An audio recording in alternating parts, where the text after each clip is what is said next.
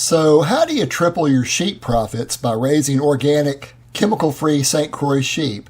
And why is this a gold mine for the farmer?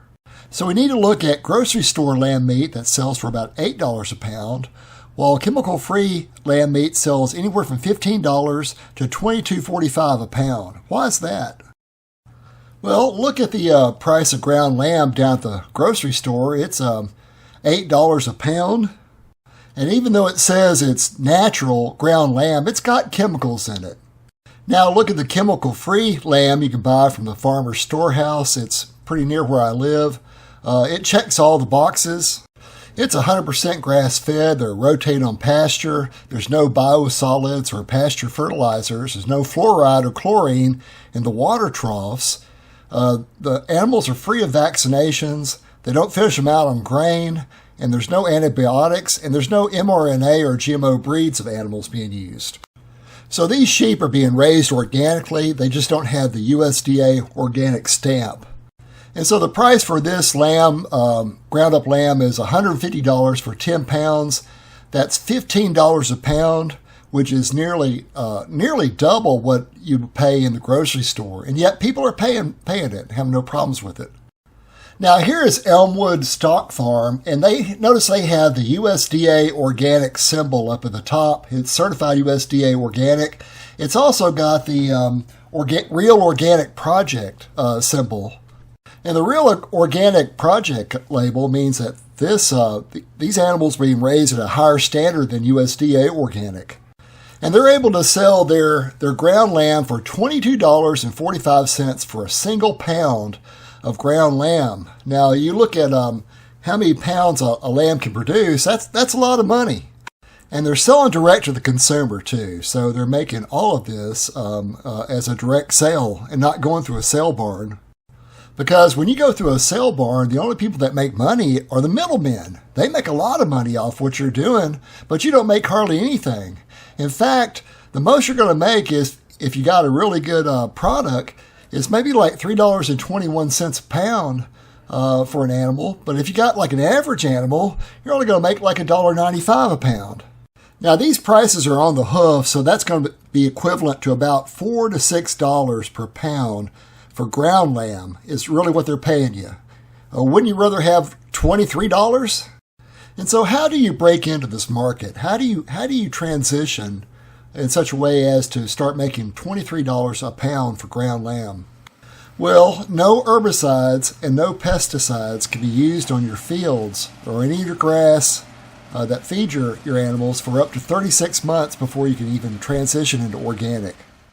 Weed control will have to be done by either mowing or chopping them down with a pickaxe. Now, I keep my pastures mowed just so I can have better pasture, and I keep a lot of the taller weeds out that way and get a good grass to grow on my property. But you're going to have to do something besides spray it. And all of your feed will have to come from a certified organic producer. You can't just go down to the co-op and buy feed down there that's been sprayed with glyphosate. Certified organic feed, USDA certified, is going to cost you like $25 for a 50-pound bag. And that's a lot more than what you're going to pay down at the co-op. And so if you're going to raise organic ground lamb, the days of feeding your animals and getting them fat on grain, that's over. Because there's no way you can afford that. It's got to be grass-fed. And grass-fed lamb are so much more healthy for you than than grain-fed animals. And so your whole mindset about how you raise animals has to change to ever break into this market. It's no longer how many fat little lambs can I grow in the shortest period of time. It's really about quality. You're changing over from volume, the number of animals you can grow, to quality. And quality comes when you set the stocking rate right, and where they got plenty of grass to eat out there. And a quality animal is a humanely treated animal, an animal that's not confined into a barn all the time and fed pellets. It's got actual real food that it can eat, that it wants to eat. It's able to graze and browse, and so it's good for the animal that you're selling, but it's also good for the people that eat the animals. There's a saying that we should let our food be our medicine, and our medicine be our food. And if you think about that, you're really growing medicine for other people. People who are sick or have a problem. They've got cancer. They could have whatever kind of illness, and they're looking for high quality food. So if you're into this just to make more money, don't watch this video.